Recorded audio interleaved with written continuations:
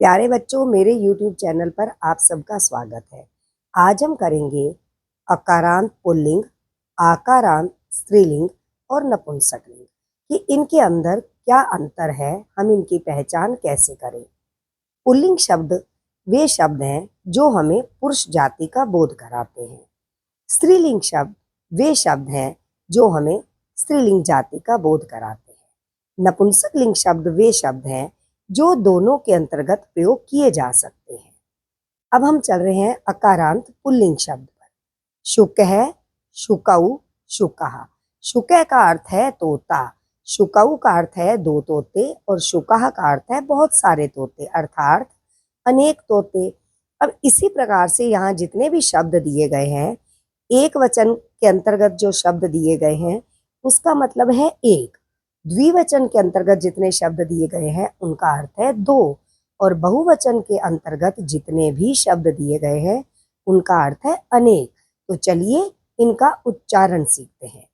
शुक है, शुकऊ, शुकहा। मयूर है, मयूरऊ, मयूरहा। पिक है, पिकऊ, पिकहा। अश्व है, अश्वऊ, अश्वहा। गज है, गजऊ, गजहा। मृग है, मृगऊ, मृगः। छात्र है, छात्रौ, छात्रः। वृक्ष है, वृक्षौ, वृक्षः। सयूत है, सयूतौ, सयूतः। शिक्षक है, शिक्षकौ, शिक्षकः। अभी आपको हम अगले जो शब्द बताएंगे, अब आप ध्यान रखिए कि यहाँ मैंने ना अंत में शब्द दिया है शिक्षक है। अब शिक्षक शब्द जो है वो अध्यापक के लिए है, लेकिन स्त्रीलिंग शब्द के अंतर्गत इसमें क्या अंतर आता है उस पर आप विशेष ध्यान दीजिए। अब हमारे पास आए हैं आकारांत स्त्रीलिंग शब्द। महिला, महिले, महिला। महिला का अर्थ है एक वचन, महिले द्विवचन दो महिलाएं, महिला अनेक महिलाएं। पेटिका, पेटिके, पेटिका। शिक्षिका, शिक्षिके, शिक्षिका।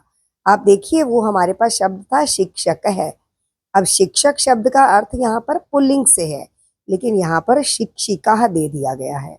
शाखा, शाखे, शाखा। पादुका, पादुके, पादुकः। बालिका, बालिके, बालिकः। छात्रा, छात्रे, छात्रः। लता, लते, लतः। गायिका, गायिके, गायिका। इस प्रकार हमने पुल्लिंग और स्त्रीलिंग शब्दों के अंतर को हमने समझा। अब हम चल रहे हैं नपुंसकलिंग के शब्दों की ओर। फलम, फले, फलानी। एक वचन का मतलब है एक फल, फले द्विवचन, फलानी बहुवचन। सोपानम, सोपाने, सोपनानी। उद्यानम, उद्याने, उद्यानानि। कंदुकम, कंदुके, कंदुकानि। पुस्तकम, पुस्तके, पुस्तकानि। यहाँ आपने विशेष ध्यान देना है।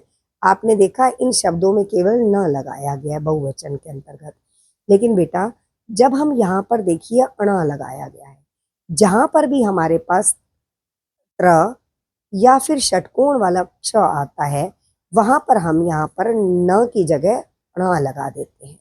जैसे चित्रम, चित्रे, चित्राणि। पुष्पम, पुष्पे, पुष्पाणि। मित्रम, मित्रे, मित्राणि। नेत्रम, नेत्रे, नेत्राणि।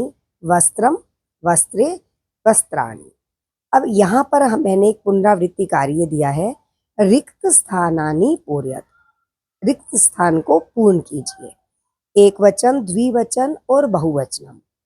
एक वचनम की नीचे की पंक्ति में मैंने एक वचन के शब्द लिखे हैं, द्विवचनम की पंक्ति में द्विवचन के शब्द और बहुवचन की शब्द पंक्ति में बहुवचन के शब्द। आशा करती हूँ कि आप इसको पूरा करेंगे और देखेंगे कि आपको कहीं कोई कठिनाई आती है तो आप मुझे बताएंगे। आपको उदाहरण के लिए मैं एक शब्द बता देती हूँ। बालक है तो यहाँ क्या बनेगा? बालकऊ, बालकः। जैसे पत्रम, पत्रे, पत्राणि। हमने यहाँ पर ये पत्रम, पत्रे, पत्राणि हमारे पास नपुंसकलिंग के अंतर्गत आता है। और अभी हमने जो पीछे शब्द देखे हैं, आपने देखा ये पुल्लिंग शब्द थे। जहाँ पर मैंने अभी बालक है, बालकऊ, बालकः, ये इस तरह के सारे शब्द हैं जो हमारे वर्कशीट के अंदर बनाए हैं और वो आप करोगे। आशा करती हूँ आप इसको पूरा करेंगे। कठिनाई आने पर मुझसे अवश्य पूछेंगे। धन्यवाद बच्चों। चैनल को लाइक करें, सब्सक्राइब करें। Thank you.